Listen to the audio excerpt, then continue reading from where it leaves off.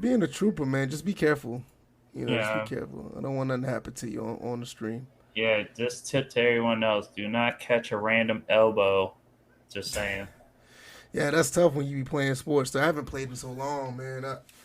Not contact. It's been a long time, but let's go ahead and get into it. I think we're live now. Look like we're good to go. And this is First and Framerates episode 230. Yeah, we're good. And I don't know why my audio is going through my speakers, but that's okay. Probably got Not something. complaining about that. Probably got something not hooked up. Yeah, it's probably just. Either. Yeah. Oh, I got it. Never mind. I got it. I just had to resync it to my ear headphones. First and Frame Rates 230. Myself and DJ 81. We're here once again with you, and we're gonna talk about a few things. Here we talk about sports and sports gaming. We also try to mix that up and intertwine them. Well, not intertwine. Try to keep them separate at times when we talk about real life sports and real gaming.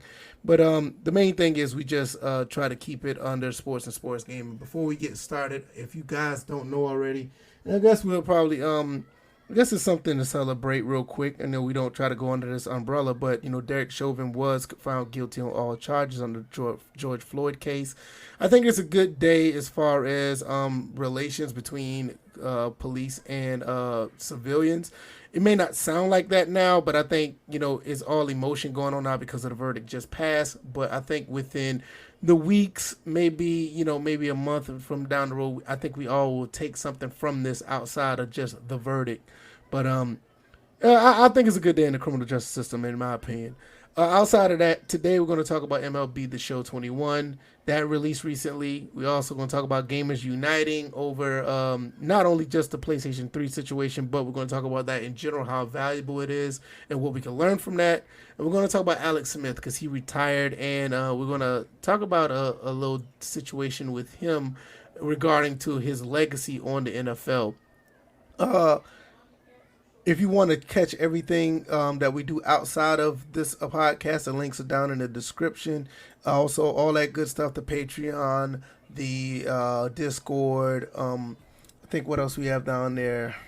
Yeah, I got so much stuff down there. The VF Cast channel, my Twitch channel, DJ's Twitch channel, PayPal, Cash App. I know DJ has one as well. If you can send me that, I'll post that up as well. Actually, And, I think a lot of people get a chance to see that when I do my show because I have it just running at the bottom. So if you guys right. ever want to know that, come to the show, wink, and you'll see it. Kind of got it like that. Yes. I don't like to show mine too much, man. It's just I don't know. Maybe one day I need to start doing that. Oh, the ticker of it as well. There's the ticker.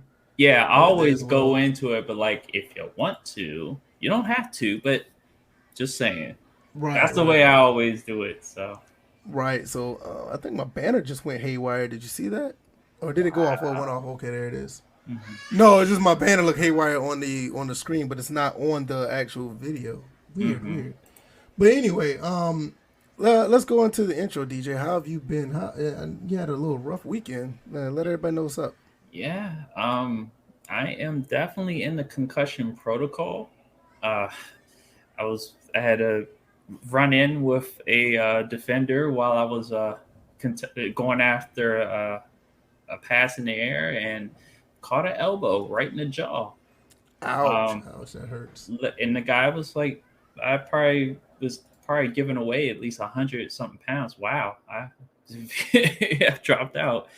I was giving away at least 100 something pounds, so I caught his whole elbow on my jaw, like right here, like right at the joint. I thought it was dislocated at first, but I know I immediately had a headache as I went down to the ground with the pain. And then it was just like, the funny thing about it is that, I kept playing. I didn't really feel it until obviously on Monday, yesterday, just after the adrenaline wore off and everything, all of a sudden dizziness, headaches, sudden fatigue, and not really sensitivity to light, but I couldn't really focus. And, low energy right now. I spent mostly today. I kept my curtains closed for the most part. Right. Didn't do a whole lot. If I feel worse I would definitely go to the doctors Yeah, because yeah, yeah. Keep that in the back of mind. Be careful when you do fall asleep or all the other good stuff, because concussions are nothing to play with. And if you need to fall back and take a break on the podcast, I can stir the ship, and if need be. Shout out to everybody who was here so far. A couple people clicked the like button. I know some people usually get here a little bit late. That is fine. No worries. And I guess if you well, before we go in, I guess I can give a little bit more into my intro. I've been playing a handful of games on the Xbox Series S. I've been playing Medium, the game that we was talking about before. That game is not what you think it is. I'll just put it that way, because me and you was looking at the game. We thought it was gonna be pretty cool. It's gonna be a pretty hype game. It's not a bad game, but it's not as much action in it that I thought it'd be. It kind of reminds me similar to like a Heavy Rain or Beyond Two Souls type game. oh, It seems like it's one of those games. I mean, it's not bad by any means, but when I was playing it, I was like, well, I thought something was going to happen, but it's more of a psychological puzzle type game. hmm And it's not bad. I'm not saying it's a bad game, but if you think that game is an action game like it was presented, you may be mistaken. Maybe it becomes one later on, but I've gotten probably about 4 hours into it, and I'm like, yeah, I'm waiting for the climax, but it's worth playing. It's on Game Pass. I mean, if you want to try it out. Let's get into MLB The Show 21. That's another game I've been playing on Game Pass on the Xbox. It released for everyone who bought the premium package on Friday, I think. yes, it did. And the ones who didn't, who just got it on Game Pass or just bought the regular like me, you got it on today. And I played about an hour, maybe a little over an hour of it. hmm I was pleasantly surprised. Oh, I'm sorry, pleasantly surprised by the soundtrack. Um, the soundtrack is pretty good. I was actually surprised to hear Juvenile on there. I'm big on South rap music, and I heard Juvenile's song. I thought that was pretty cool. The intro, I know everybody was talking about the intro. I like the intro. It was pretty neat. It's pretty dope. But the main thing is, let's get into the meat and potatoes of this. The mechanics of the game. I love the mechanics. They feel very intuitive. They feel responsive, much more than the last generation. I also feel that the pitching. I know this one thing you was talking about prior to us going live. You hmm wanted to get more acclimated with the pitching mechanic that the new one that they have. I'm used to it because I played a lot of 2K baseball. hmm One thing I will say about it, it is a little bit slower than the 2K baseball one, because 2K baseball is just one big motion. This one is more in tune with the motion of the pitcher, and I had to learn that because I was pitching I was moving the motion too fast because of the because 2K was just like one really quick motion, and the pitcher after that the pitcher would actually pitch the ball. In MLB The Show, you have to do the motion. It has to sync with the pitcher's motion of the or the animation. So I had to learn that, but it's very, very accurate. Very accurate. It's more accurate than the the MLB 2K. They've done a great job with it. It just takes some more getting used to if you're used to the 2K version. Hitting, that's one thing I definitely was on. The hitting is much more responsive. It actually works correctly. I'm glad that it's done correctly this time, because the PS4 version, even the PS3 version, just felt wonky at times when you were hitting. The contact of the ball do feel like you're contacting the ball, and I think everything else is really didn't need to be touched, because for the most part, MLB The Show is already a really good game. So my main thing was basically the batting and the pitching mechanic, which like I said, once I got used to I love it. But DJ, I want to get your thoughts on it as well. Now, the first question is, what difficulty level do you have it on? 'Cause this is going to go into the pitching mechanic. I got it on veteran. I just put it straight on default. All right, so I started out on veteran, and I quickly jumped to Hall of Fame because that pitching meter goes faster on Hall of Fame than it does on Okay, veteran. okay. So That's good to that, know. so Cause yeah, that'd be more than what I'd be used to then if I go right. there. Yeah, Okay. because a lot of times when I was on veteran with that they call it pinpoint accuracy, Yes, or pinpoint. Right. pinpoint pitching is what they call it. Mm-hmm. It's the name of the mechanic, and I found myself going too fast. Right. I did the same thing. So yeah, when I went to Hall of Fame, that's when I was like, oh, I got more green, got more green, got more green. But the important thing about the motion is finishing the pitch. It's that last part where you slam down on the right analog to match up with where you place the pitch, whether it's to the right or to the left. That's called finishing the pitch, and that is the actual release timing. Okay, that makes sense now. Because I had a couple of wild pitches and I didn't know what it was. Right. But once I got the accuracy down, I didn't have many wild pitches. But that makes sense now because there were times like, say, if there was a pitch that you actually had to pull down to pitch, I was getting way more accuracy between that. So I should do that with all my pitches now. See, I didn't know that. All of them. And the thing is, it showed that before every pitch, when you select the pitch, it will demo it for you. And if you start right after it gets to the last part at the top, you won't see when you have to hit down. Right. Every pitch you have to finish the pitch. You have to finish. It's like a follow through, whatnot. Yeah, it's basically a follow through. Okay, I got you. Oh, that's perfect. Then that makes total sense. Right. So every pitch is different. Pitchers' deliveries also dictate how fast this thing goes. I had the benefactor of having Max and Steven Strasburger as far as my test subjects as far as this is concerned. And I'm like, Strauss pitches from the stretch, so a lot of his are kind of like short-winded, but they're still long because he's still slow in his delivery. Max, full windup, same thing, lengthy. But when you get to the relievers or some of the stars that have a faster windup, right? Even the ones that have a wonky delivery, there's probably an adjustment for that as well. But yeah, the most important part is finishing the pitch. Like, because if you release it too late and you're trying to finish the pitch, it'll stop it in the middle, and it'll be just like, you know how like folks criticize unfinished games and how it like looks crazy and stuff like that. It's the same thing with that. There were a couple of times that as you get into the game, sometimes you forget to finish. Like there's a natural tendency to just leave it there, and then you're like, oh shit, I forgot to finish. Right. So the important thing with that mechanic, especially on the higher difficulty levels, because if you don't finish, they're going to finish you off. Right. That's going to be crazy. And just to add on, I've seen two other content creators that were having issues initially because they didn't understand that final aspect. I think it was SGO who put out a review for MLB The Show, and the guy, he goes, I think it's like the Sim Sports Gamer, but his real name, his actual name, he goes by Schneid.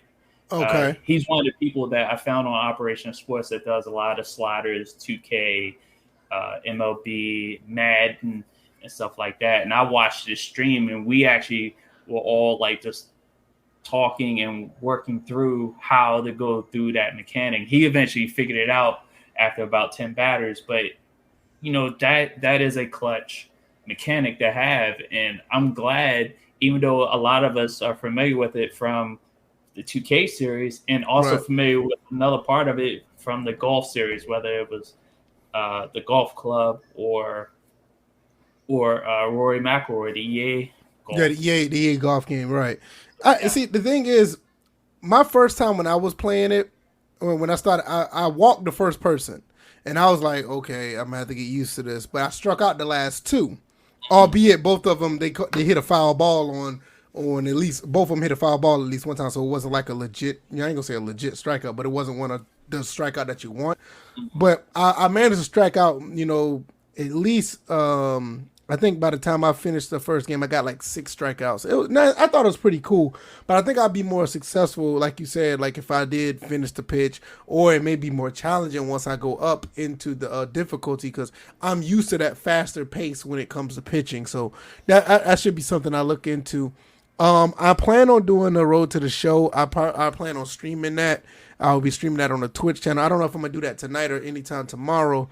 But I do plan on streaming, that, because I think that's one thing I want to, put out there, because I think Road to the Show is an excellent, I think it's an excellent mode, and I will get into this in a second. But a lot of people are having issues with Road to the Show and online. I mean, obviously online, Yeah. but the Metacritic scores, they're like way out of. I'm actually surprised what they are, because I think even the regular journalists are giving this game between an 80 and a 75. I mean, what do you think about that? Well, without really knowing where the basis for their reviews are, if they're like me, then I wouldn't understand the game, like, because I would judge it mostly on the gameplay, and for me it's like gameplay then the modes. But And this is one of the games that actually you can do that with. I mean, this is not right. like a Madden situation where you're looking at the modes first, because the modes are lacking so bad. The gameplay on this is so good, you want to see if they actually improved it or not. And they look like, for the most part, the gameplay is great. I don't have a problem with it at all. Yeah, because they definitely did improve in the gameplay aspects. Being on the current gen, not the next gen with the PS4 Pro, the batting is improved to the level that you mentioned for the Series S. So like that was a plus in their department. I know the Xbox users are having a good time batting wise. There's a bunch of animations that actually make more sense. I haven't come across an instance of the ball going through the bat. That's why I did a lot of batting. That's Yeah. because I don't care what anybody says. They may have bugs in MLB The Show 20. They may have bugs in these other games, but even the small bugs that was outside of MLB The Show 20, the games played a very decent game of baseball. My main issue was that, and that's why I did a lot of batting prior to me, talking about it. Right. So a lot of the swing and misses were like real legit swing and misses. Like you had, like I threw it, like struck out. I was batting on Hall of Fame. I struck out through a changeup, and instead of Soto, and I was playing against the Mets. Instead of Soto like swinging, like I had the timing down, he swung pretty much underneath the ball.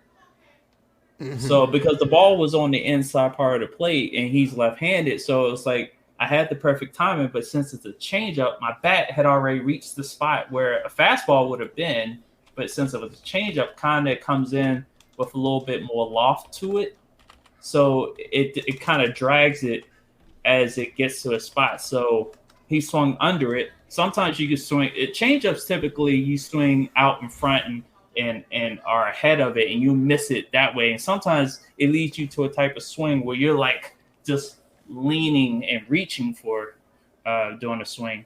Right. So definitely good there. Oh, a tiny detail, ball physics wise, and I highlighted this in a video I put out on Twitter, was the fact that the ball rotation actually affected the ricochet once it hit the ground. Like the ball's spinning one way, then it bounced, hit the wall. As it was back spinning as it hit the ground, it literally hit the ground and kind of slightly came back a little bit. Wait a minute. I was like, that's a nice touch. So like because normally you would see it just bounce and then bounce straight up or keep going. So, but the bad part was how the fielder fielded it. And I know it was supposed to be expressed in a backhanded motion, but the fielder kind of just did this and the ball went through the glove. He was able to field it and then he was able to throw it. And I was just like, we need that backhand to open the glove up, because there's still instances of that. And that's the little issue I have with it as of right now. All right, they're saying there's a lot of people Metacritic. I'm looking at it right now. A lot of people saying that there is a real big problem with Road to the Show. Before I get in that, Chris Thomas says he's enjoying MLB The Show. This is his first playing it since, especially me playing on the Xbox Series X. Mm-hmm. Where's the egg? I don't know where the eggs. He still want Easter eggs. I don't know where the Easter eggs at, baby. What, do you know if mommy put them somewhere or they're up front? I don't know either. Okay, yeah, you can take that. What I was saying is like a lot of people saying that Diamond Dynasty is tied with MLB Road to tied the Road to the Show. Why is that?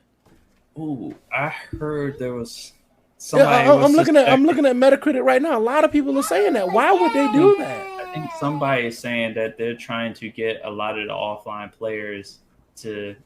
This is the situation that Madden did. Remember how you got duped into Mutt through Right. Draft Champions? What Through was it? Draft Champions. I See, think they're trying to get people in the Diamond Dynasty. right.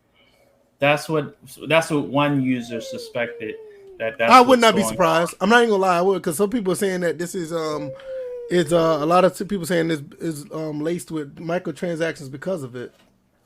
Right. And then What? and obviously Nah, see, I will say this. I don't mind playing this game for what it is, playing straight up baseball. I have no problem with that. The reason why I say Road to the Show is very streamable because it's very quick, fast. It makes sense, and it still lines up with playing the game on like a real baseball game. Nothing wonky happens when you simulate. So I have no problem doing that as a stream.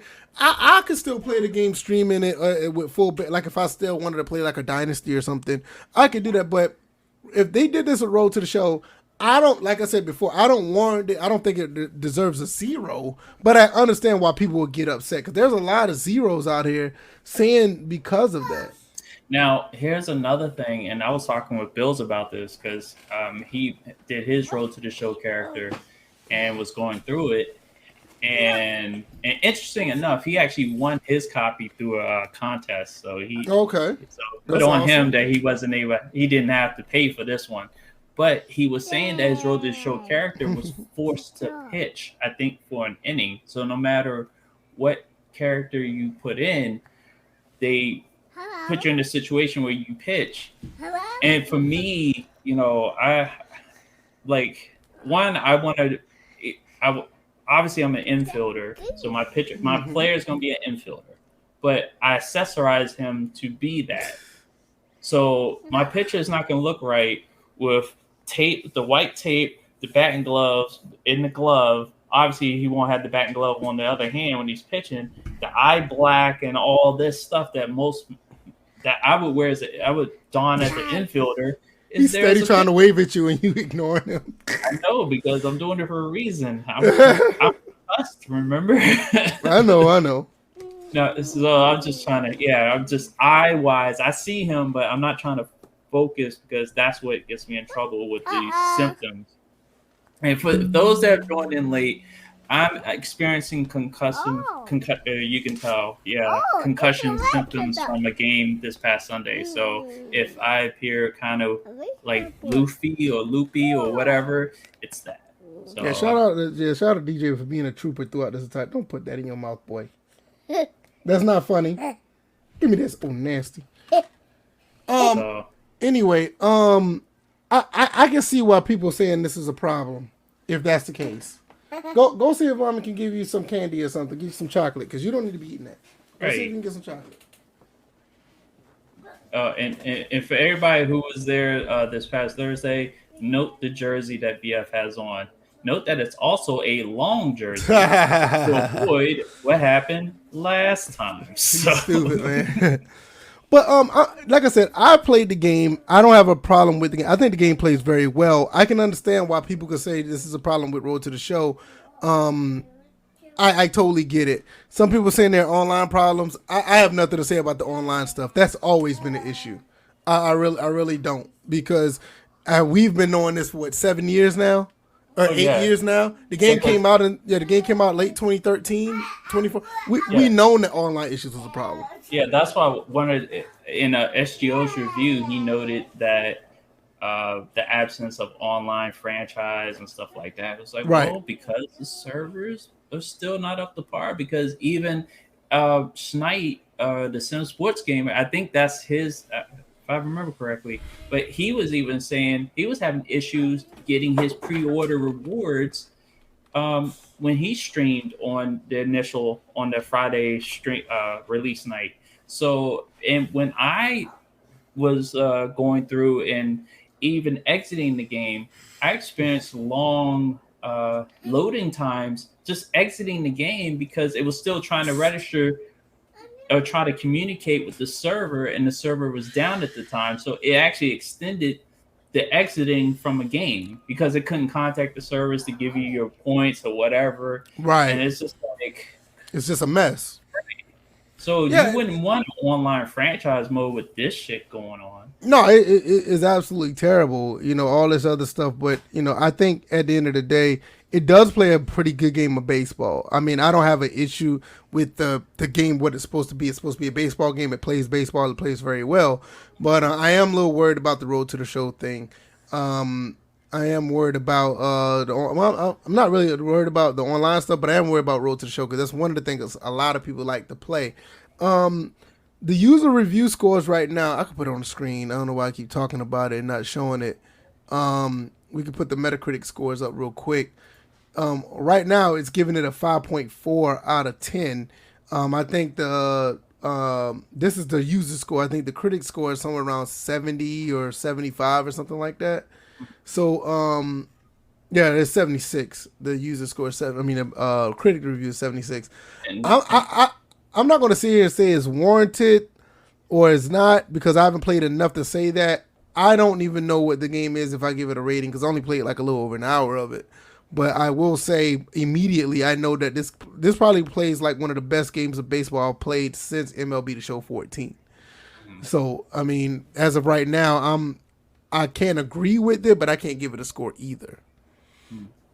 So I don't know. Like I said, I'll get into it, probably later on tonight. Probably get into to it tomorrow. Definitely, probably. I don't know if it depends on how intertwined Road to the Show and Diamond Dynasty is. I may just drop that mode altogether and just play like probably regular play now games. Probably play a season on the Dynasty. I don't know if I'm gonna play a whole 100 plus games, but I do want to play something to keep to play, to show some content. Anything else you want to talk about before we go on MLB The Show? oh And, wow, people in the comments, let us know what you thought. I know Chris Thomas said what he thought. If you played the game, let us know as well. I'm sitting here looking because I've had MLB The Show playing in the background, and I had the cheaters play against the Yuppies Yankees, and apparently Houston just won on a walk off. So Obi-Wan, if you're even watching or listening in the archives or whatever, your team of cheaters just won. Somebody was banging on the trash can and he knocked it out. So one thing I did want to talk about was the graphical differences. Oh wow! There's one in particular that I noticed in Schneid's stream was the flock of birds that accumulated out in the outfield, flying. This was at Camden Yards. The settings for that game was was the month of June, 7 p.m. ball game. It was Nats versus. This is on his channel. Nats versus Orioles. In the intro, I saw a bird, probably a seagull, flying just one, and then by like later in the innings, like fifth, sixth inning, I seen like 4 or 5 of them just flying around out in the outfield. Oh wow! And like I know because the harbor is just down the street, so there's water nearby. So this would make sense. That makes sense. Nice Right. That makes a lot of sense. I have yet to see that in the current gen version, and I'm calling bullshit. Only reason I'm calling bullshit because MLB 20, they were flying helicopters and jets in the sky in certain shots at certain stadiums, in particular Shea Stadium or Met Stadium. I go to play there again today, and I get a shot that a jet is flying directly underneath the camera view and over the stadium. I'm just like, but I can't get those flock of birds out at Camden Yards. But I could still get a helicopter. I'm like, come on, like come on, baby. Okay. That and this is why I'm sorry to get into this rant. This is why overall sports games get an L. The next gen sports games get an L because you're asking people to pay an extra $10, $70 total for stuff that you easily could fit into current gen. And this is another example. We have jets flying overhead in the current gen, but we can't get birds though. It's like next gen. The selling point for MLB The Show is stadium creator and some flock of goddamn birds. My thing is it's nice, but I just play baseball. I mean, I'm not gonna be looking for. I get it, but if the baseball game is good, I mean, I'm not too concerned about it. I understand about authenticity, but at the end of the day, if it plays a good game of baseball, I'm trying to strike the next man out. I can give two shits about the Man, birds. I'm just being honest. I mean that's almost like. I understand there are no birds there in Atlanta. It's just balls launching out the stadium or whatnot. I get it. Yeah, I mean, that's my thing. It's like we're talking I just about don't see immersion per stadium, though. I'm like, I understand this is not going to be at every stadium, but at least once I saw that in that stream, and I was like, okay, that makes sense because that's a part of the environment of Camden Yards. It's about immersion, the environment. You know, this game already is at the top level as far as the immersion graphical. No, I get it, and don't get me wrong, I want that to be in the game, but is it? I'm not gonna say it's a deal breaker, but I'm to the point where it's like they need to go ahead and put this stuff in the game. But I was like, my main thing, like say for instance, the birds, I get it, it needs to be there. My main thing is like with Madden, like you take the umpires off of first and third base, and I got a problem. You know what I'm saying? That's a problem. But the birds, I get it, but it's like, all right, y'all need to do better. Planes definitely do better. But I'm like, at the end of the day, it's just like, I'm sorry to cut in, but it's like, look, at the end of the day, they're asking gamers to pay $70 for these next gen sports games, and to me, it's just another example of nickel and diming, and it's. I agree. I'm with you on that. I totally agree with that. Other than that, I'm like, if they weren't nickel and diming us, I wouldn't worry about those birds either. Right. But they put them birds there. They should be there for current gen too, because you can do it. You got the jets and the helicopters in there current gen. Why can't we get birds? I'm just saying. Now, when you say current gen, because you confuse people, which one are you meaning? Okay, first of all, we still refer to PS5 and Xbox Series S as next gen. That's right. That's what I'm saying. I didn't want to confuse people. People would get confused thinking because and it's funny, the people that would get confused are the ones that don't even have a next gen system. I'm like, how you get confused? But anyway, I get it. But I will say, like I said, I have the Series S, and I think the game is running at 1440p. I'm not 100% sure. I know, which to tell you the truth is perfect for that game. Yeah, I was saying, I think it is. I can't be 100% sure. It may be running at 4K because I think it runs at 4K on PS4 and Xbox One X. Mm-hmm. So I would think it's running at 4K. I don't have my 4K TV, and I should put it on my monitor. But my 4K TV doesn't show you the resolution of games or stuff like it. Only shows resolution of television shows and or whatever the case may be. But if I put like the game in, it won't tell you that it's 4K. I actually have to figure that out another way. But the monitor would show me. I need to just put it on my monitor right here. But I want to say if the game runs at 4K on the PS4 Pro and the Xbox One X, I would think that it's running 4K as well on the Series S.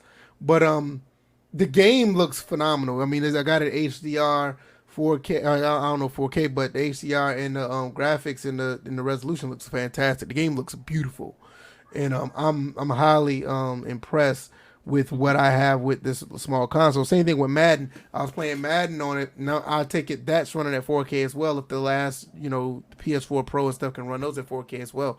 Beautiful looking game on my 4K TV. Like I said, if you can and you can't find the other consoles, I am not against buying the S.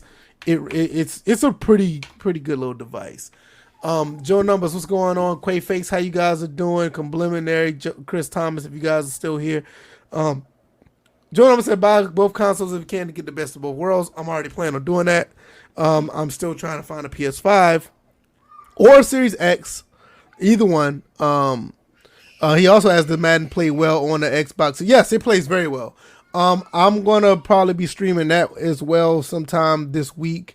I'm definitely gonna be doing that. I did a breakdown video, believe it or not. I did that on the channel last week as well.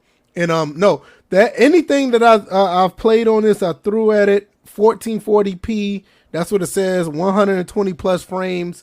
I can attest that it does run up to 120 on the games that I played. I played Outriders, 1440p, 100 plus frames. I have a 144 hertz monitor.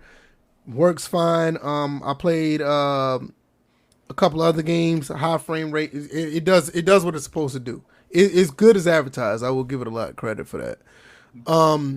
I guess that's it for that. I want to go ahead and jump over to the Gamers Unite situation. It's something that not just the retro gaming community needs to do. I think a lot of gamers in general need to do this, especially when they see something wrong.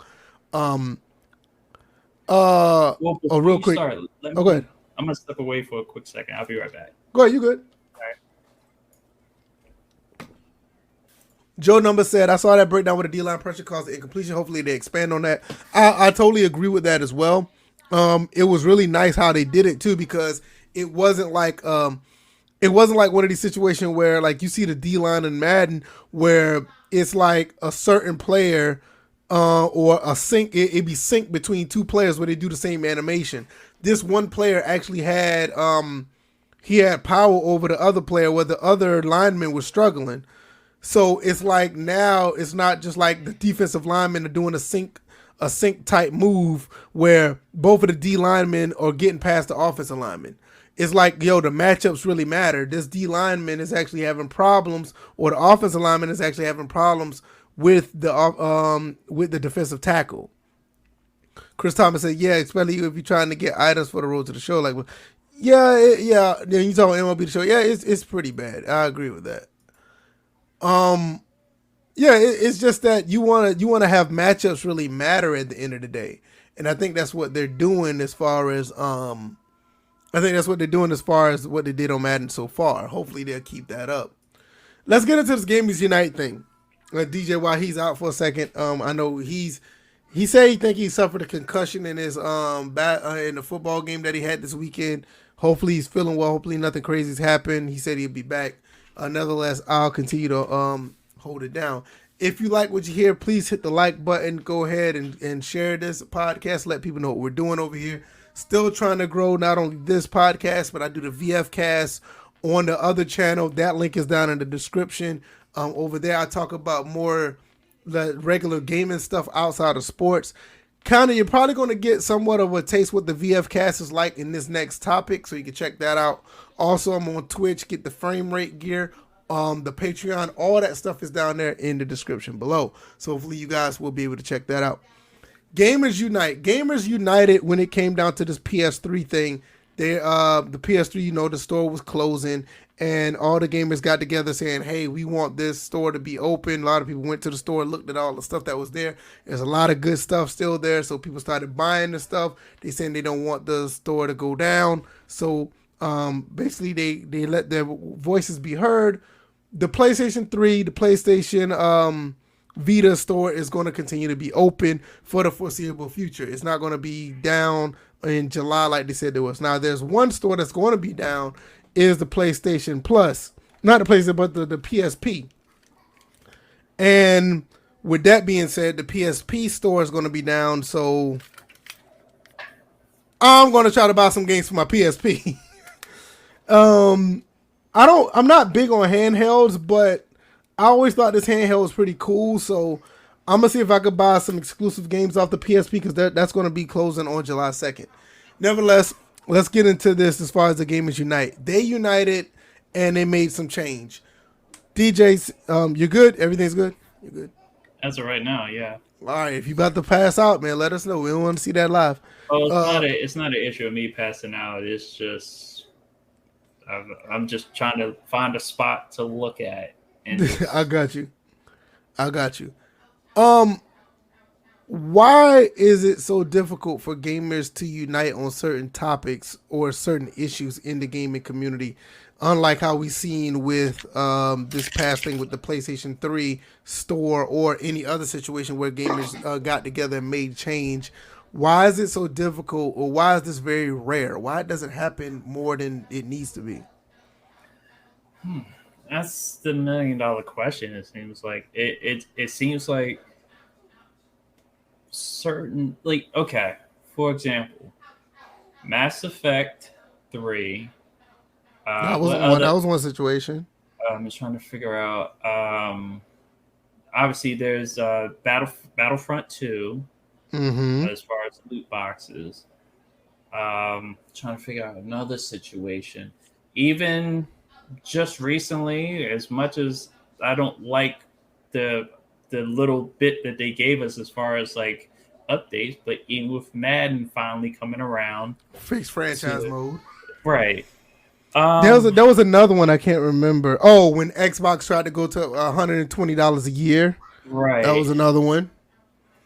And this will turn into the argument that I kind of ranted on the last segment. That was, and people can't come together on this $70 price tag being way too. So it's just like there's people who have different priorities when it comes to, like, they'll prioritize that. Okay, I'm willing to pay $70, and sometimes they'll take the side of the company, which sometimes doesn't make any sense because just moments ago you took the side of consumers and saying that that's bullshit, that you lied about franchise mode, but you're willing to pay in the same breath from that same company $70 for said game for For the lack of same for the exact same game. right.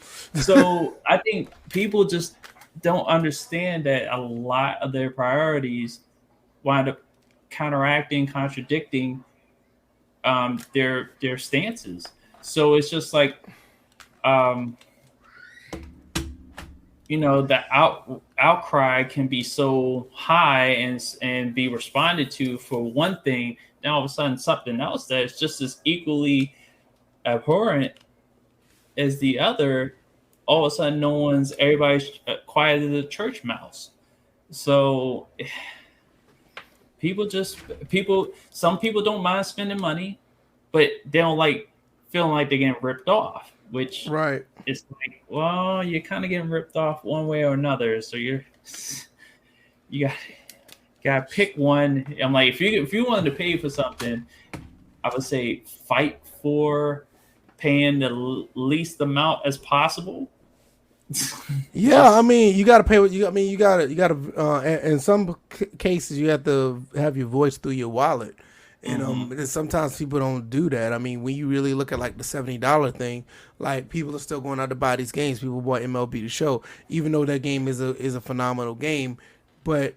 I don't mind. I mean, we already took the stance on how I feel about purchasing games. I don't have a problem paying that much for them, but the ones who complain about paying that much, they still go out and buy them. That's the issue that I have. And I think you pretty much said the same thing. It's like, why would you complain while handing your money to the same, to the cause? It's like, no. If you really don't like this, wait till the games get on sale or find another way to get it cheaper. Like, if it's that big of a deal. And if enough people do it, then you will probably see a change. I think even with at one point in the beginning when they announced it, they backtracked a little bit because people was actually saying something, but then again they slipped it right back in, and then the second time nobody said anything. Remember, it was a big deal with 2K21 at first, and people were really fussing about it. They were really mad about it. And the 2K, I think it was one of the 2K CEO or one of the big guys up there kind of said that, well, we're going to make a change about it. We're not going to do it or whatever the case may be. But these other companies did the same thing and nobody says nothing. So guess what 2K is going to do? Right. They're going to go right back to it. It's like, so. Like Sony mentioned that, hey, our first party games are going to be $70 on next gen. Everybody quiet as a church mouse. Right. They only said something when it was 2K at first. Remember, 2K was the first one that stated it, and they were the first one that said it. But now it's like, You know, people like. I think one thing about Sony, a lot of people kind of give Sony a lot of leeway since the PlayStation 4. Like a lot of people are sitting here saying that they make great games, so $70, please serve me, I have another because you made great games. Nobody's saying anything. 2K has always been a little bit scrutinized with their loot boxes, so I ain't gonna say loot boxes, but the microtransactions. So I can see why people are saying it, but at the end of the day, you shouldn't say these things because it curtail your needs. And I know that sounds crazy, but what I'm saying is you should say this for the greater good of gamers everywhere. But just because 2K is doing it, hell, next thing you know, Monster Hunter could be doing it. Then, like you said, EA could be doing it, or then you have Ubisoft doing it. Now all of a sudden everybody's doing it, and nobody's saying anything now because it don't affect me. Well, we heard that from before, but you know what I mean. It's just that that needs to change, because I think that's what makes us different here. We talk about stuff that affects us, but we understand the other gamer or the other side when it comes to not only just this topic, but like with video games or how we feel about Madden or MLB The Show. Or we have our gripes about it, but we also tell you like this is where you can probably find your enjoyment out of it, or this way you may find your lane. But we have our gripes, and we're going to let it be known. Mm-hmm. Joe Number says, mass complaints cost nothing. Banding together to boycott a game is harder. Folks don't like being told what to do, and others have to have the latest. The last part right there makes that's the part that I have a problem I have right there. They have to have the latest, and at what cost, it doesn't matter. They will do it. Then you have some people who are content creators. They will have the latest and greatest, knowing that it's detrimental to the gaming community, but they have to have those likes and those clicks and those subscribers to boost up, the ad revenue come in. So they will do it at a cost of your or the collective enjoyment. Why do you think Cyberpunk 2077 was pushed so hard? It was pushed so hard at the beginning, though. Now, as far as the beginning part, folks don't like being told what to do. I'm like, well, they're being told to pay $70.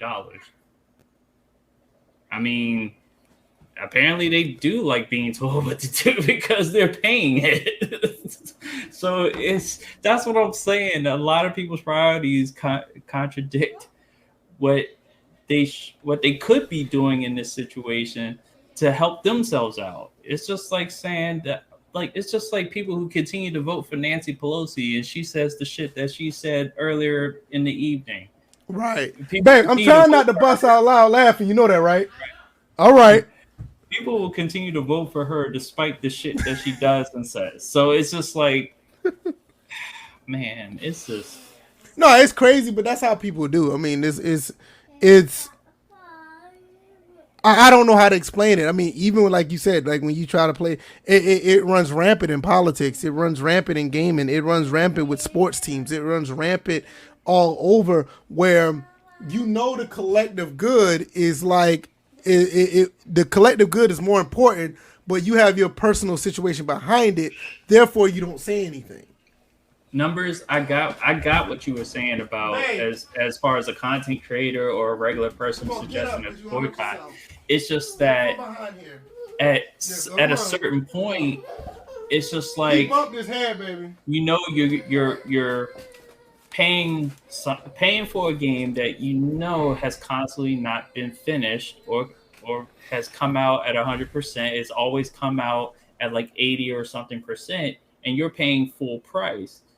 And it's just like, that's something that shouldn't be a conflicting priority, but apparently it is. And Joe Numbers also say, I'm saying being told in as a content creator or a regular person suggesting a boycott. See, this is the thing. When you suggest a boycott, it has to be under the right circumstances. It has to be presented in the right way. It has to be presented in a way where when you're looking at it and you hear it how it's being presented, makes enough sense to say, hey, I can get behind that. Complimentary asks, is this a Carmelo? Yeah, this is a Carmelo Anthony jersey. Yeah, this is a collegiate 2003 Carmelo Anthony jersey. Yeah. But like I said, with this whole thing with the PlayStation Store, the whole thing with the PlayStation Store situation, you had a few content creators who presented it the right way, and it made sense for the average person. Even Xbox fanboys is like, okay, that's fucked up. We're going to say something about this. Apparently, you have people like, say for instance, something's wrong with 2K. You got live fanboys come out here and say, "Ha ha ha." Bitch, you don't even have a game. So, it's like, what are you to be, for the sake of basketball, you should be like, yo, that's messed up. Let's just get this done. You know what I mean? But you just have people that do that. Now, now there are ways that you can actually get it. Like you was just suggesting, is the fact that you can convince a whole bunch of people to boycott something without telling them to boycott it. It's the way it's presented. Exactly. It's the way it's presented. Because that's just like with the PlayStation Store situation. And I hate going back to this. Or hell, even with the Xbox $120 thing. Or like you said, with the loot boxes in Star Wars. They didn't tell people to boycott. They just like, look, this is messed up. And it got to a point where people was like, okay, you know what? I think this is messed up too. Right, exactly. Like it's just the way it's put out. They're like, all right, this is jacked up. We need to say something. And I mean, same thing with fixed franchise mode. It took people to realize where, like, yo, when people saw those updates to Madden 21, was it Madden 21? Yeah, when they saw the updates to Madden 21 and they saw the patch notes for Madden for franchise, like they literally had like real updates for all these other stuff. But they had patch notes for the franchise mode for a new game. Not the regular game, but for the new game. People looked at that, and when they read that, they was like, okay, that's messed up. We not only we need to start a hashtag, somebody needs to say something. Right. And, and I think that's the main thing. Because when you tell somebody, like, all right, I want you to not buy this because of that, 9 times out of 10, that makes people buy stuff. Case in point, why you think Madden in the sim community was still being bought by a lot of people in the sim community?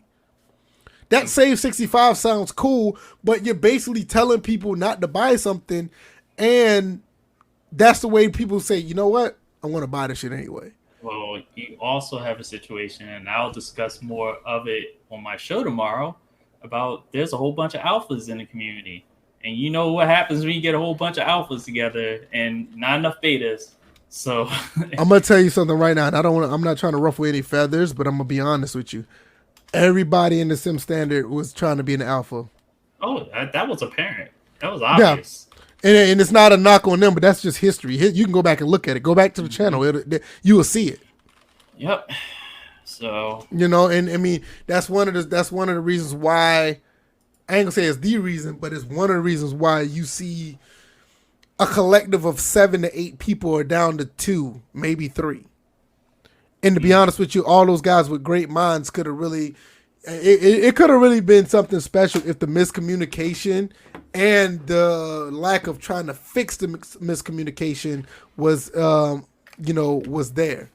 And I think that was the main problem. But that's a whole nother story for another day. But that does go into what Joey Numbers said about, I think the word boycott triggers folks, which causes some to go against the grain. Yeah, egos at the end of the day. That too, because some people, and I'm not even saying this for go push the whole Sim Standard thing aside, because it's not about them.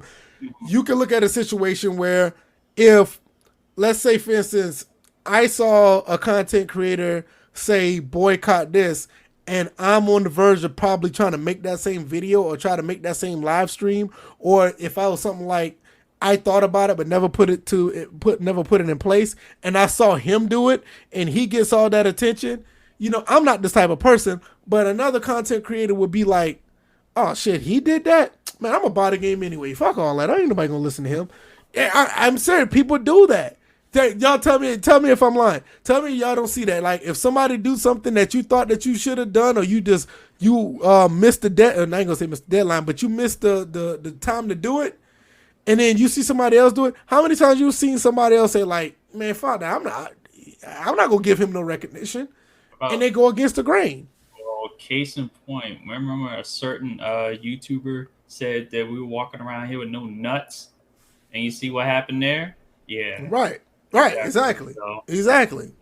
And that's the thing about it is like when you try to present a problem, and I think I don't know if we do the best job in the world, but we're honest about the problems that we see in the game, but we also got to be honest and show the whole picture. I cannot, and it's one of the reasons why I don't like to do breakdown videos as much, because it always tells the one side of of a story.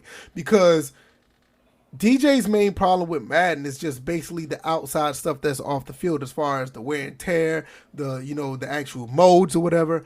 I think the game plays a pretty good game of football, and I don't mind showing that off. Unfortunately, not too many people like to show that off.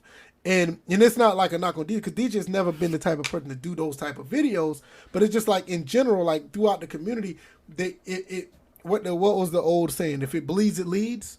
It has to be something bad. It has to be something bad for people to get clicks. So like my last video I did with Madden 21, when I showed the good, the pressure to cause Teddy Bridgewater to throw the incompletion. That type of stuff is not be. I'm gonna be honest. Outside of NYKia, I don't see anybody else actually showing stuff like that to the extent that it needs to be shown, because nobody in a million years would ever. If you tell somebody like, "Yo, this isn't Madden," they'd be like, "Oh, you lying." If you just tell them on the surface, they won't believe it. Or like, say for instance in 2K, like, when they have certain things that they improve on, or something that's not good, if you tell some people, they be like, yeah, right, or whatever, until they have to actually see it themselves. So it's like, I don't understand it. What's going on, Jared Green? Good to see you. Good to see you guys. If you guys haven't already, hit the like button, and also check out all the links down below. We're doing a lot of big things over here. Don't let the numbers fool you. We got the best content in the world over here, I believe. Joe's number says there's enough evidence and data out there to boycott Madden, yet still here, and we are with one football game that's shallow and half-assed. I agree. I think there's enough evidence and data to boycott Madden. I think it's enough data to let the NFL really know what's going on. But the problem is the NFL don't know anything but exclusivity and money that comes directly from EA. I'm going to be honest with you. I don't think the NFL gets any money from any of the revenue that comes from the sales, because I think they get all their money just based off the exclusive license that they get from the NFL pays them. I don't think they make any money off of per sale of the game, or how many microtransactions they get in the game. Maybe the players do it through MUT, but I don't think the NFL does. Maybe I'm wrong. I don't know. But I think they get all their money up front off the exclusive license. Well, that, and then you have stuff like Game Pass and EA Play Pro, where they also get money up front from that. So it's just like a lot of people are getting this, because it kind of leads into that one game developer who was with Sony Ben, that sat there and said, if you want to support the developers, buy full price on day one. I'm like, no. You know what? I'm glad you said it. No, I'm dead serious. I'm glad you said that, because I was tempted to put that as the title in the title, because I thought that was a bullshit statement. But I wanted to put that under the umbrella of Gamers Uniting. I don't think no gamer should unite to pay for something in hopes of having another game. What if that second game isn't as good, and I'm investing my time on a game that's probably is worth full price to begin with? If the first game's not worth full price, why should I buy the second game that's supposed to be quote unquote maybe better? Why would I do that? I look at it like this. When he said what he said, his name is John Garvin. Yeah, John Garvin. Yeah, he's the original creator of Siphon Filter and stuff like that. So where's that franchise? You want to be talking about shit? Him. No, you know what I'm saying? You want to talk about paying for games. If you make a decent Siphon Filter, I might play that. I might buy that. Yeah, there was another guy that David Jaffe interviewed that also worked at Sony Ben Studios, that also, I think he also worked on Siphon Filter along with Garvin. I forgot his name, but it's like Jeff Ross. Jeff Ross was the other guy's name. And he was saying, as far as Siphon Filter is concerned, they're not sure what else they can do with it, because this whole spy, military type, it has been played out as far as they're concerned. But as far as Garvin, the problem with his statement comes from the fact that Days Gone released buggy as fuck. And there are a lot of games that are like that. And you're making this outcry to, hey, support us by buying the game day one. Now, we've had this issue before in the sports gaming world with All Pro Football 2K8, because of not and this was mostly because 2K's marketing. We all agree that 2K's marketing could have done way better to get more sales, but the reason why there wasn't a 2K9 or 2K10 or just something even on mobile is because nobody or it could be just or it could have just been like All Pro Football. It didn't even have a needed number behind it. Like, say if they wanted to do another one for the next generation for PS4, it could have just been called All Pro Football. They didn't even do that. And the thing is, that game would have gotten more support because it wasn't a buggy mess when it released. But not only that, do you realize what All Pro Football on 2K it is? A lot of people don't realize that's basically like the beginning of it's basically fantasy football before fantasy football. That's basically what it was. And if they could have came out with a game that actually worked now, or let's say 7-10 years ago when fantasy football was really popping, they could have redeemed themselves off of that game. And the thing about it is people were telling them that. That's one thing I will say. One thing I will say for the most part, there had been I don't know the number, but there was a handful of people that wanted 2K to come back with their football game for over a decade. And they've done a pretty good job of trying to push it. The main problem was 2K did not listen to them. It wasn't like, it's not enough people saying something. Right. They just didn't listen to them. And I've been saying like, I've been on record saying, it's up to 2K. 2K knows there's a website out there. I'm gonna see if that website's still up. I've been on this for like at least 5 to 6 years. Let me see if it's still up. I'll be damned if this shit's still up. Wow. It's still up? Bro, it's still up. Look at this. I'm gonna show this to y'all. This is 2K5rosters.com. This has been up since at least, and look, it's been updated at least since March. It's been a year since it's been updated. So you mean to tell me these guys been updating these rosters for all the way up to 2020, and 2K don't know nothing about this? 2K didn't know anything, and not to mention, I just did a video on this where they're modding it on the PC now. They're doing a college revamp. They ain't doing a college revamp, but they're doing a college revamp style of NFL 2K5 where they're modding the game just like they're doing NCAA 14 on the PlayStation 2 emulator. But look at this.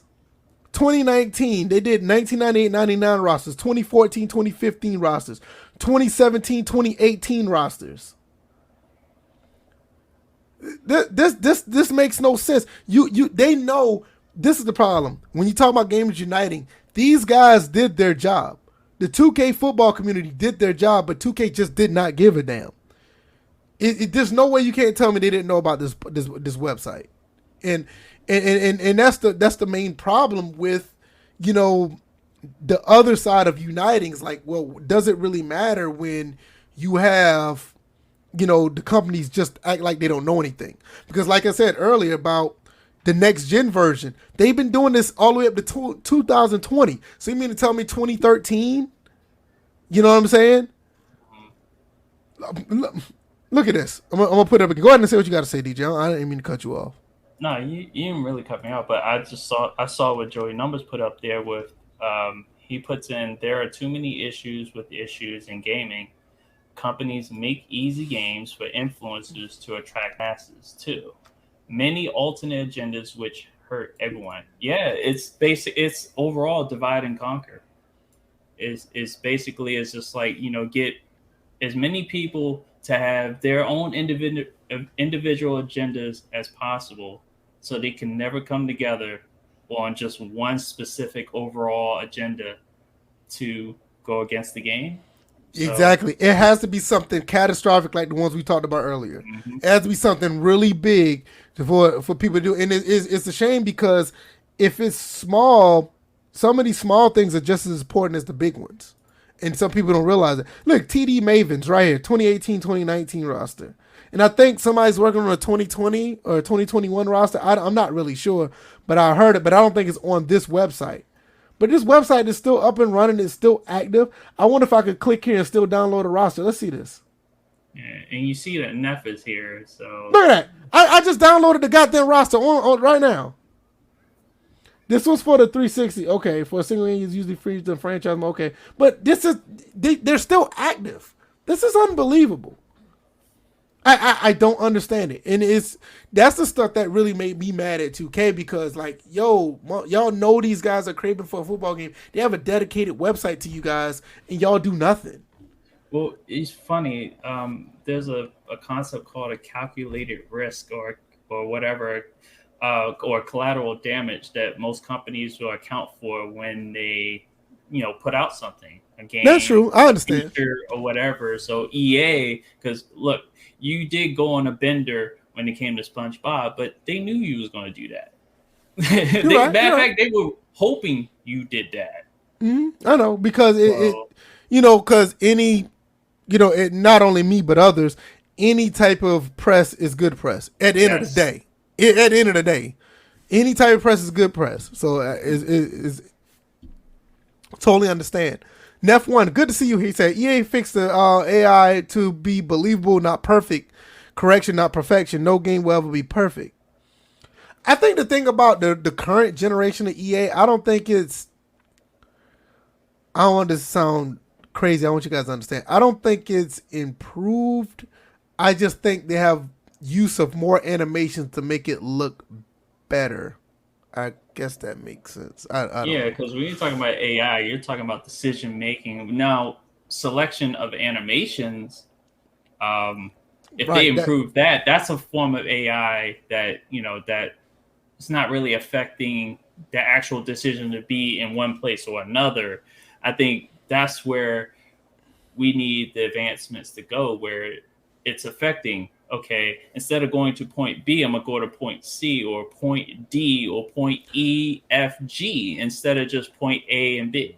Right. And like I said, like the AI, you throw a high pass, mm-hmm. They may have a different animation to catch that ball.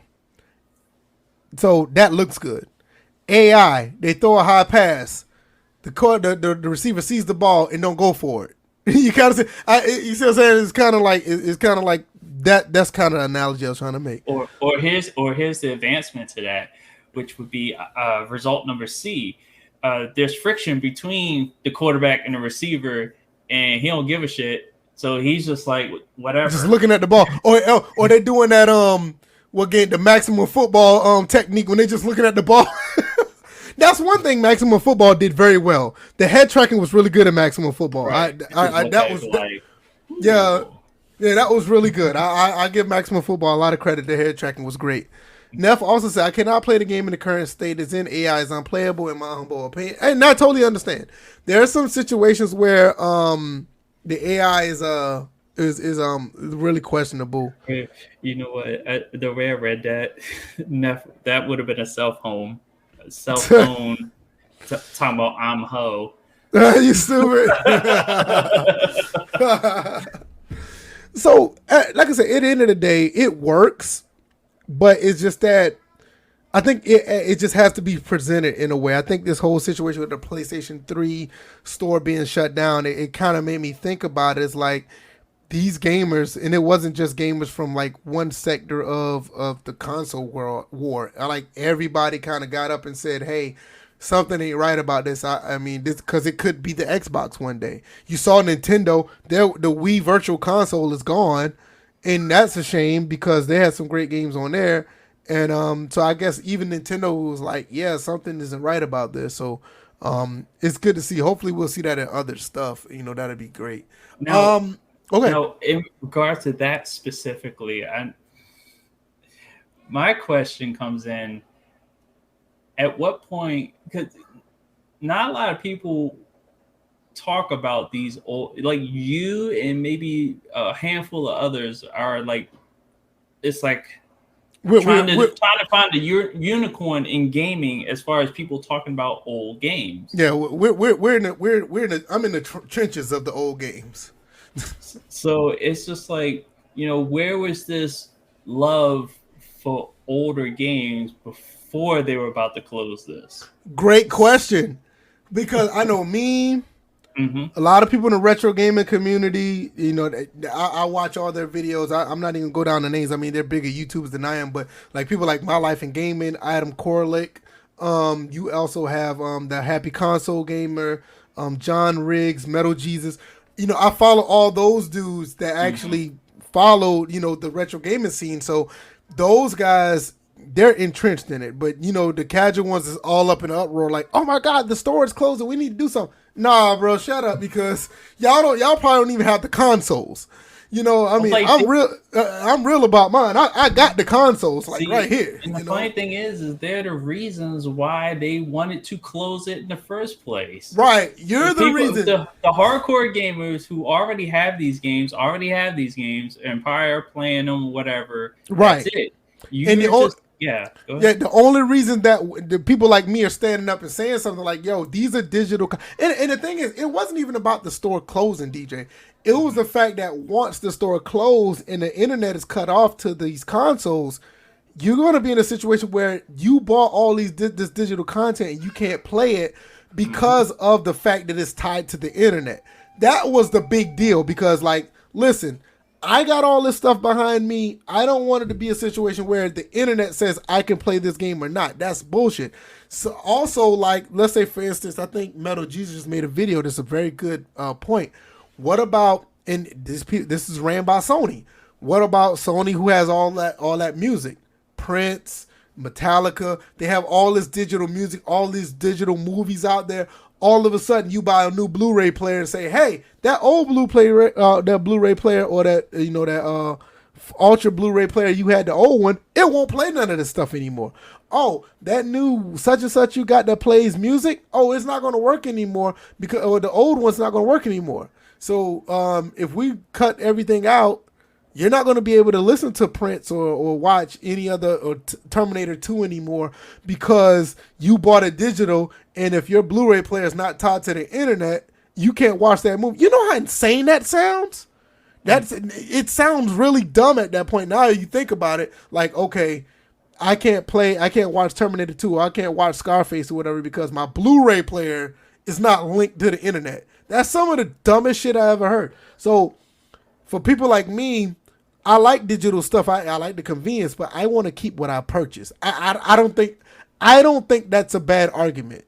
If anybody's against that, you're a dick, and I'm not gonna say my son's behind me. I'm not gonna say what I would think about that. Wait, hold up. You've cursed in front of your son, and that's man. I ain't fucking cursing in front of my son. What the hell you talking about, man? You just did. Fuck you talking about?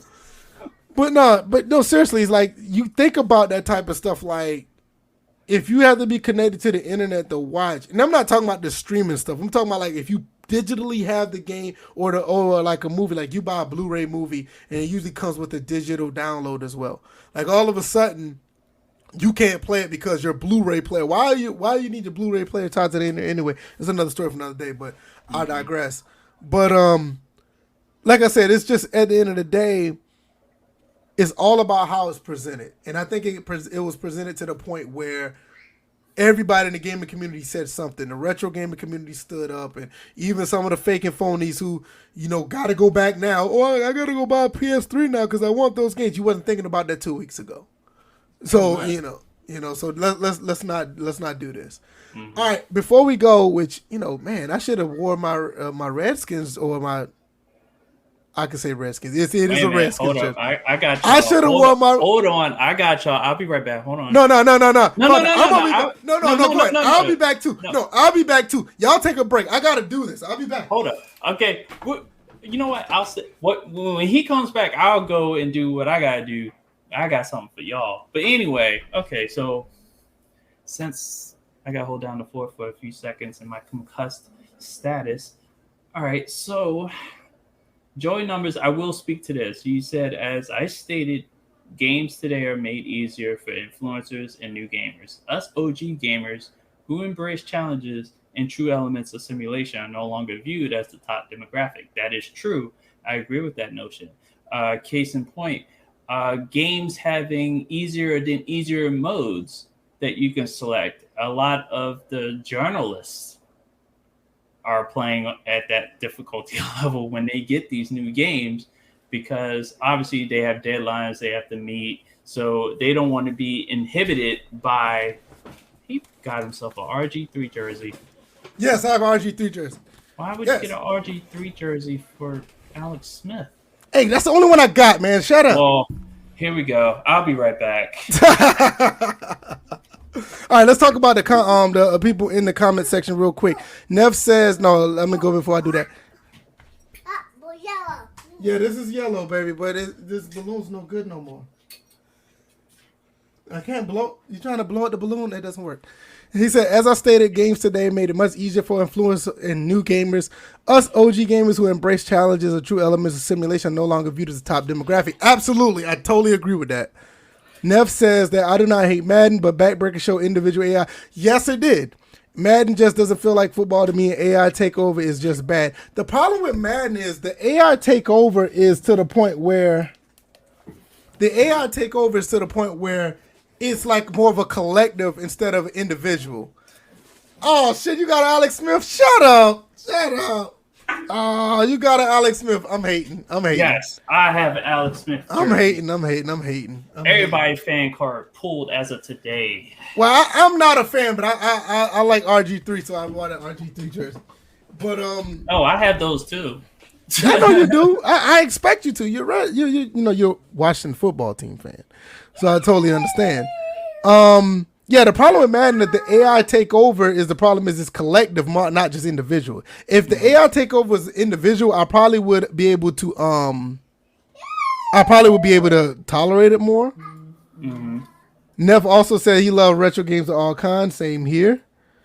Neff also said DJ's a fucking beast coming from a Cowboys fan. He got Art Monk back there. You see that? And he said he got RG3. And I have my jersey custom made. Yeah, it's his custom jersey right there. Right. I gotta get down. I got that. That whole thing of DJ 81 is there for a reason. Since day one, it's been like this. Well, you can see I have my RG3. Robert Griffin. It does have it on the back, and you see Robert Griffin the third. As you can see, there you go.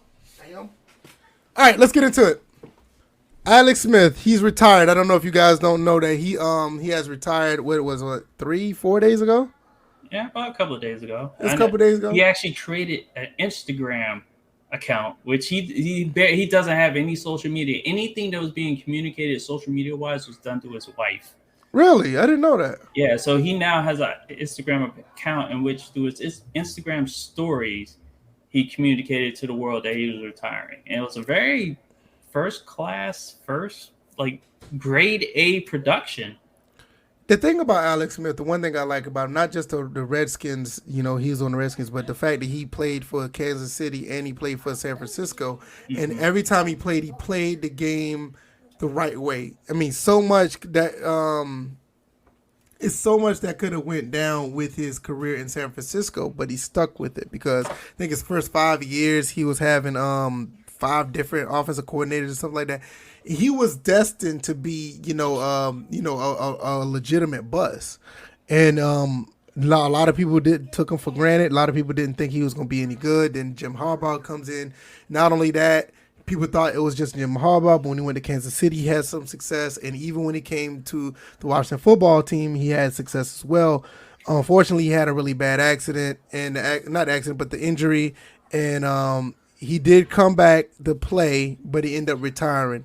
And the reason why we're talking about Alex Smith, because the fact that he did come back from that injury and actually played pretty decent. So I heard this somewhere else on, I can't remember where I heard it from, but I want you guys in the comments to think about this or give us your feedback about it. Me and DJ was talking about it, and we're thinking that the NFL should change the name of the Comeback Player of the Year to the Alex Smith Comeback Player of the Year. What, DJ, what are your thoughts about it, if you want to add anything to that? Yeah, I agree with that sentiment because no one in any sport has come back from that type of injury. Right. That was almost like a Joe Theismann type situation. Well, no, it was a Joe Theismann. It was one? Okay. It was literally exactly on the day, on the spot of the field. Well, not exactly. His was at RFK, but I'm just saying yard marker wise, it was exactly on the same spot, same day, same week that it took place. And thank God for technology, but also people underestimate the will of the human spirit to Right. come back from that, because he originally was just, I'm like, his thought was small on this. I just want to be able to walk with my wife, and I want to be able to play with my kids. That was his original thought. Right. And also, thank God for the military. Thank God for the folks in uniform that, because of the mentality that is in the military, it's kind of forgotten in regular civilian life, to when the tough gets tough, when things get tough, the tough get going. That was the old saying. And, it was, and okay, as much as I hate to also give this person credit, former President Donald Trump approved a clearance to have him be treated in a medical in a military veteran facility. Oh, So really? that's actually rare that a civilian was Yeah, able that's what I'm about to. to say. That's you don't hear about So that at yeah, all. so not a lot of people will know that. And even though I hate the man's guts, I give him credit that he did that. So But not only that, DJ, he just wanted to walk. He wanted to be able to stand right. up and play with his kids and just do regular things. Mm-hmm. He comes back and he actually plays football, and he doesn't just play football. He actually played pretty decent, and Winning everybody football. winning football games. And then when he took that first hit, when he fell down, everybody gasped. But when he popped back up, it was just a really good moment, and everybody knew like, okay, he can play. Still be a little cautious, but it was kind of a sigh of relief from everybody to know. I mean, not even just Redskin or Washington football team fans, just Mm-hmm. football fans in general. People that probably didn't watch football like that knew of his injury, just wanted to know how well he's going to do when he came back. So I know Joe Number says right here he agree with us both, and I mean I see it, honestly, I see it as a no brainer. I think within the next year or 2 years, I think they should rename the award for that, because like you said, we talk about the Adrian Peterson situation. I don't think it was a necessarily situation about him coming back. It's just that how fast he came back. Then you look at other people that had their issues with injuries and they tried to, but they never did. They Right. weren't able to. But Alex Smith actually did. He kind of pretty much defied the odds and actually came back and played at a pretty High high to level. above high level, so it's like I think it's a no brainer. I think they should rename the award after him, because I don't see anybody else even coming close, if not matching, to what he's done as far as coming back from an injury. Yeah, because that situation with Alex Smith, it became very transparent. Showing everybody his leg. He almost lost his leg. The various Right. infections, the number of surgeries. He almost lost his life at one point. And to be able to get back on the field, and that first, sack that he took against the Rams and Aaron Donald, that Right. was the fact that he held up for a little bit before he went down. I was, because everybody held their breath at that moment. Right. And it wasn't just that one sack. He got sacked over and over and over. Everybody talks about that first one, but he took several sacks that game, and he was able to eventually shrug it off. And I think once he got that underneath his belt, that's when also, what was it? The next game, he almost went crazy with leading a comeback, but he got ahead of himself. But he's able to escape Washington with a winning record as a QB, which no quarterback recent in the last, I don't know how many years, 2 decades, have escaped Washington with a winning record. So, this is what I'm saying. It's like not only like with Washington, even when he played with give me that, baby.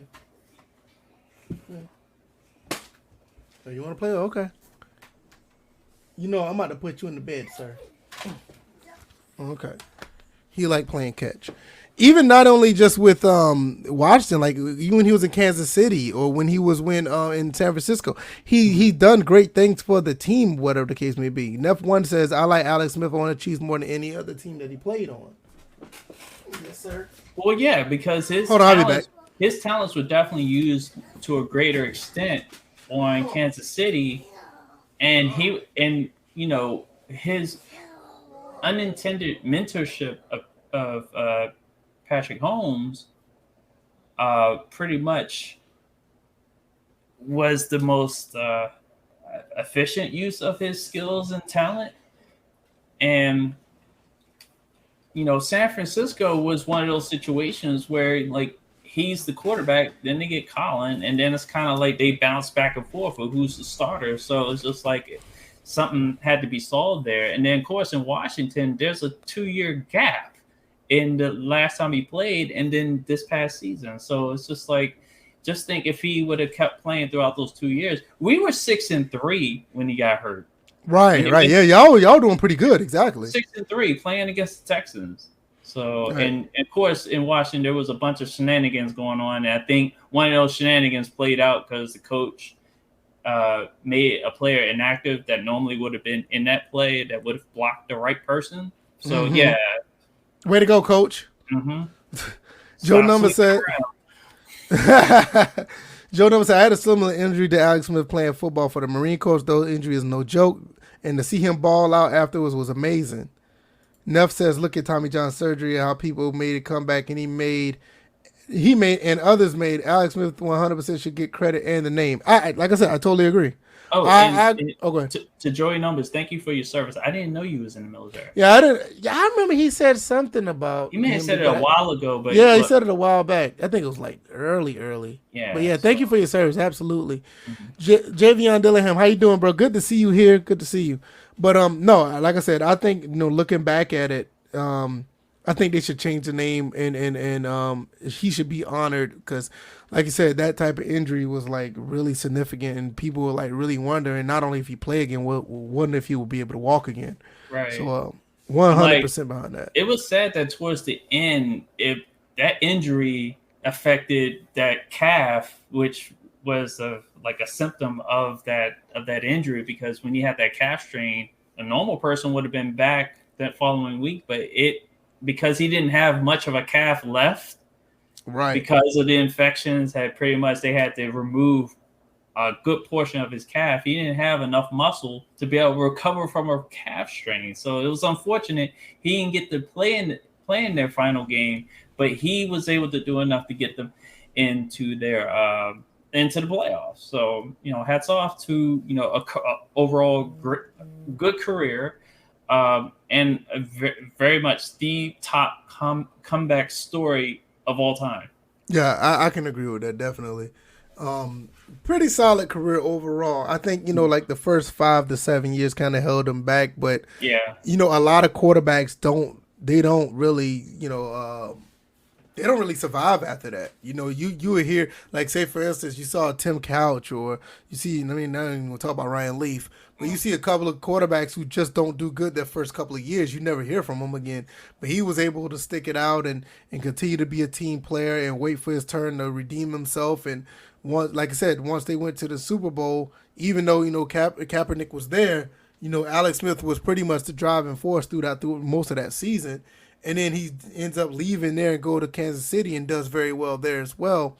And like I said, end up over here. It's like all throughout, like the Midwest, the West, and East Coast, he has love from pretty much everybody, throughout the entire nation because of the teams that he played on. It was like all the areas that he played at. Like everybody loves him in the Midwest who played there in Kansas City, San Francisco on the West Coast, Washington on the East Coast. So I think I don't know if the numbers support Hall of Fame, but he's definitely going to be recognized as, one of the best quarterbacks that actually played the game based on what he's been throughout his career. So I totally 100% with that. And Roger Goodell, if you want good faith, go ahead and make that happen. Change the award, the name of the award. I mean, I don't see why you just would name a comeback player of the year, basically with what's been going on.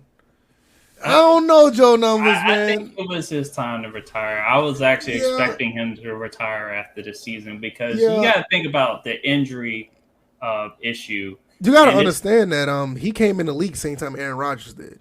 Right. But just back to the injury issue. Calf strain kept him from playing games. Normally a calf strain. Now, those hurt, but at the quarterback position, you can recover from those a lot faster than what he was able to So teams obviously they wanted to look at him. They know what he can do when he's like, I would say because at the most he'll be 95% healthy. That 5% being that anything related to his right leg. Right.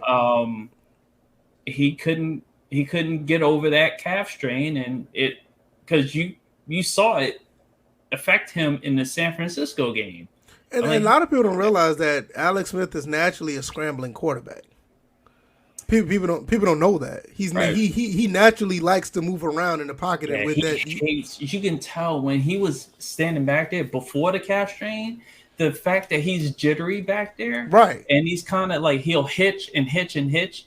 He wants to take off. He wants to move, like you said. He wants to move around, be mobile. Yeah, He used to be able to extend the play. He's not. We wouldn't be that quarterback that he was destined to be before that injury. Right. Yeah, because a lot of people don't know. Like he's not like, obviously he's not like a Michael Vick or Lamar Jackson, but he's more of he's more of like the Steve Young type that like to move around in the pocket, and if he has to take off, he will. Mm-hmm. But it's just that with that leg injury, you kind of ask him to do something that he's not, naturally known to do. He's not like let's say a Matt Ryan or a Tom Brady just want to stand there and throw. He's going to want to move, and that's caused concern to a calf injury or even with the leg injury in general. So it's not really ideal. So I think after 15, 16 years in the league, he got drafted number 1 overall in 2005. Right. Yeah, because Aaron Rodgers came in number 24 or something like that. Yeah. So I know they was in the same draft class, and so after all this time, I think if the injury never happened, I could see him. Like, say if the injury didn't happen, he got let go by Washington. I could see him going to another team and play easily. Yeah, easily. I could see that. Now here's the other thing, that apparatus that he has on his leg, that also affects him being able to push off. He can't without the volume of the calf muscle. He can't push off on his own. That thing. So if that thing were to malfunction during a game, right? I mean, even if he did, his throws would be all out of whack. Oh yeah. You know what I'm saying? Even if he did try to push off, even if he tried all his strength with that calf to try to do it, not only you hurt himself, but you want to see wonky throws. You'll really see them. Mm-hmm. So most of his throws was basically off of like just arm strength because of the fact of that. Mm-hmm. So it's and not only that, like I said, even with that, he actually was pretty efficient. So that just goes to show you the type of player that he is. Mm-hmm. So I don't know. Joe Number says the guy went 5-1 though. At least keep him as a security blanket. Yeah, that's he also says blanket with a hole in it. He's saying the injury does affect mental. See, we didn't even talk about that. It does affect the mental side as well. It's just a part of him didn't want to see him go. Well, we just talked about mostly physical, but yeah, you're right. Well, we did touch on the mental aspect, him being a mobile quarterback, and then that injury reduces him to a pocket passer. So his mentality, I've talked about referencing hitches. That's his timing. That's all like in the head, and the fact that if he doesn't feel confident that he can escape, then he's going to get rid of the ball usually sooner rather than later, which, for him, it was about getting the ball, breaking down the defense, and then getting out the ball.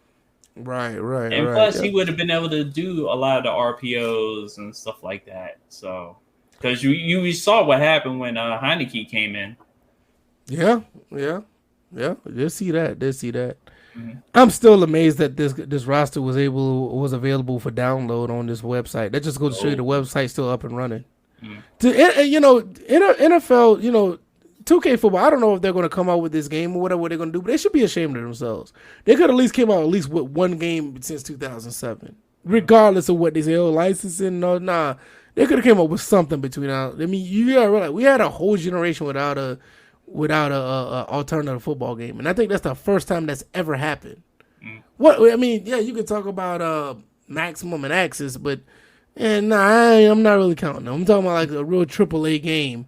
This is the first time that the game alternative game have not, more than one AAA football game has not come out in the generation. That's pretty sad. We went a whole generation without an alternative hockey game. That too, you're right, because the last one was 2K11. Jesus Christ, what the hell is going on in sports gaming? We just talked about this competition returning. I'm starting to doubt that a little bit. Yeah. Complimentary Sports says Alex Smith should be a coach. What you think about that, DJ? I agree 100%. The work he was able to do with Taylor Heineke Well, and even the other guy who was hurt. I'm like, I wish Haskins would have taken it seriously. yeah, I agree. Because I'm sure Alex Smith was talking to him all the time, but if anything that was an indicator that Haskins wasn't taking in a lot of this information was on video when that linebacker was like, "Stop staring down people," and Haskins like, "No, I'm not staring down anybody." And The thing is, it's like it's so much talent. There's times, and then we rely on our talent so much, and it kind of be to our detriment. I mean, look at Michael Vick. Michael Vick clearly said he never looked at the playbook when he was in the Atlanta Falcon, and he was that good not looking at the playbook. Just imagine if he did look at the playbook. Right. You know what I'm saying?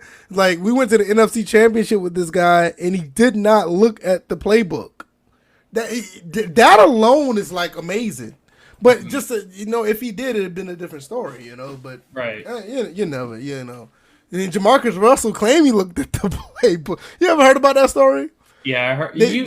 We've talked about it several times. They sent them home with a blank. It was like a blank video or a blank playbook. Uh-huh. They asked him, did he look at it and what he thought about it? And he told them what it was. And come to find out it was blank the entire time. Yeah. Jamarcus Russell. I wish there was a hamburger inside of it. That's what. That or some lean. That boy used to drink that lean, boy. But I don't have anything else, man. You want to speak on anything else before we go? Nah. I really don't have anything else. Other than let's see. Joey Noah says cold at LSU, trash for the Raiders. Yeah, he really was. He's right. He really was. He didn't get a chance to play for any other team in the pros. It was just the Raiders, and that was it. That was it. Got fat. Yeah, they ran his ass up out of there. Well, they rolled his ass up out of his fat ass. But no, anything else before we do outros? I think we covered everything. No, I think that's it. That's all my concussed self can take for tonight. You did a good job. I don't know if you guys got here late, but DJ did suffer a concussion in his latest football game. He does still play Real Live Sports. And I'm glad that you were able to make it through because I was kind of worried about you for a while. But you made it. Great. Good to know. Thank you guys for coming through. This is number 230 of the First and Framerates podcast. Pretty good show. Talked about MLB The Show. Talked about Gamers Uniting. That branched off to another topic that actually was pretty good. I didn't think it was going to go that far down the rabbit hole, but did pretty good. Same thing with Alex Smith. I think that turned out to be pretty good as well. Mm-hmm. Maybe we need to do a highlight on some players sometime down the road. Just do a highlight on Pacific players. Right. That'd be pretty neat just to talk about them. Maybe some that are playing or some that are not. I think that'd be pretty neat. Outside of that, like I said, I may get on to the Xbox and play some MLB The Show. I may just cut on the stream, so I may be streaming, and I'll put a notification out there.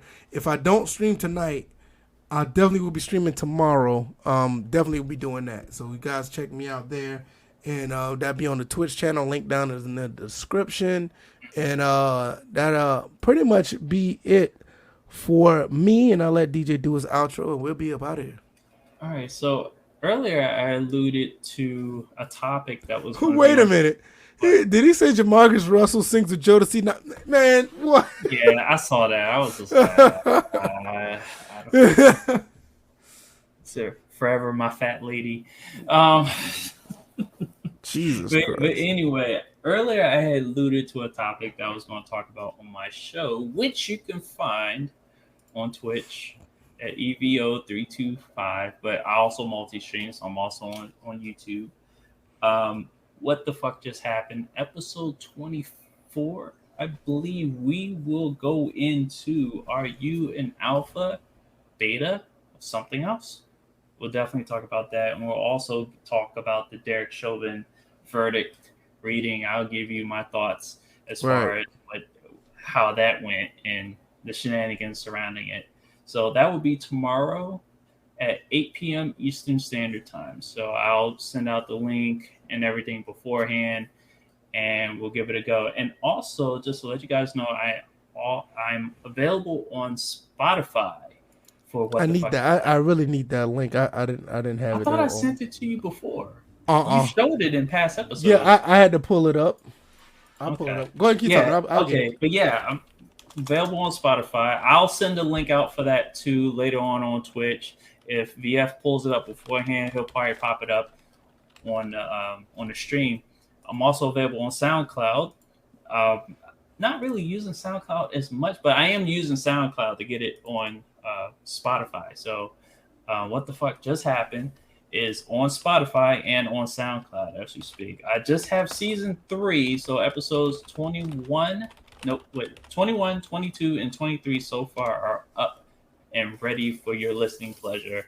It's been great trying to transition to deal with just an audio only audience. It's really a thing. So, yeah, happy to, and also you can find me on Twitter. There's VF with the clutch link in the chat. You can also find me on Twitter, DJ81. And yeah, it was good topics, good discussion. And I had to get a Falcons fan in a Redskins jersey, which is rare, but kind of like a long overdue bet fulfilled. Not that we betted anything, but last time the Redskins and Falcons really did anything significant, the Falcons got their ass whipped by RFK. So yeah, we had fun tonight. So thank you guys for coming through, and yeah, we'll do this again. Yeah, definitely gonna do this again on Thursday. Like I said, the link like DJ said, the link is right there. You guys go check out him. Go over there and subscribe or follow him on Spotify.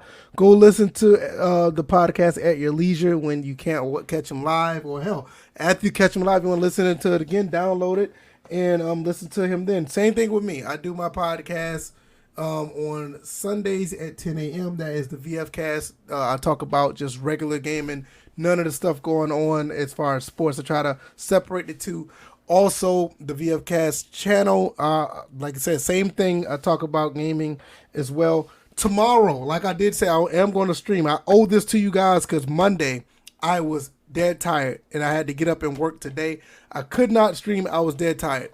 I am going to do this. Complimentary Sports. I'm going to do this. Antonio Wilson, if you're here, this is going to be streamed tomorrow, probably right before DJ's stream. So catch me around 6:30.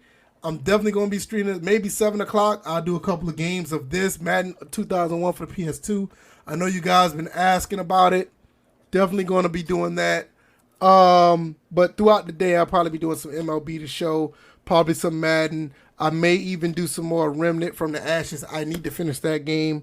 And Medium, I started playing Medium. I'm not going to necessarily stream that.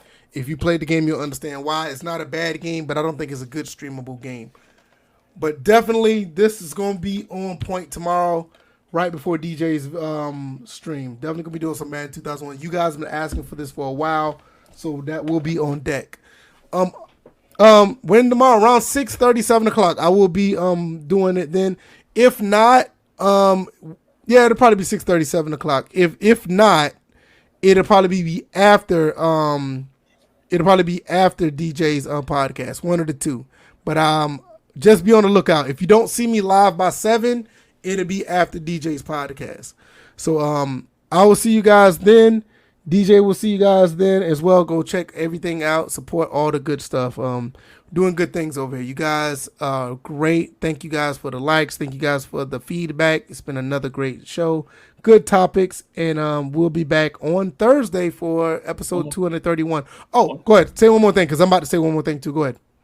So as you guys noticed that VF was in a Syracuse jersey, note that Art Monk also went to Syracuse. So that's the correlation I wanted to put out there. So yes. Yeah, I had the Carmelo Anthony jersey on, but yeah, Art Monk did go to Syracuse. Oh, 4/29, 9 days from now, we're going to be doing the NFL draft here on the channel. So 8 p.m. we'll be live and we'll be doing the draft live coverage and reaction. I'm gonna try to find a way. I don't know if I'm gonna be able to do this, but I'm gonna try to find a way to have some coverage on the screen without getting striked. I mean, struck, Same thing. and I'm the one who's concussed. Well, striked is a word, isn't it? Yeah, but you used Okay, it. I In the used it wrong wrong. section. Reading it is fundamental, y'all. Don't be like me. You're trying to tell the future. Struck is a future pretense. Right. I'm trying not to get. I'm trying not to get struck. So I'm trying to do it. So I think I got to work around it where I can, have some coverage up so it'll be like a real live coverage. So be on the lookout. 429. We will be here talking about the draft. We can get everybody's reaction. That means you guys, if you guys want to come through and give us your comments or whatever. Maybe we'll open up the line. Maybe we'll open up the lines and get some feedback. We can use our ticker to update draft picks. Yes, we can. Also, we can do. Yeah, we can do that. We can do that. Absolutely. Yeah, we can do the banner flash up of the current pick, and then we can update it on the ticker. Yeah, I was thinking about doing that, and I have another way, but I'm not. I don't know if I'm gonna do it that way because I want people to possibly call in. So that may be the plan, but. We're 9 days away, so everything is on the ideal. Everything's on the ideal block, so it's not set in stone. So we'll see you guys then. You guys take it easy, and we'll fill you in on more of the stuff when it comes to the draft and other things down the pipe. All right, y'all guys, be safe. Don't do anything that we won't do, and guys, take it easy. All right, y'all. Peace. And relax. 420 is almost over.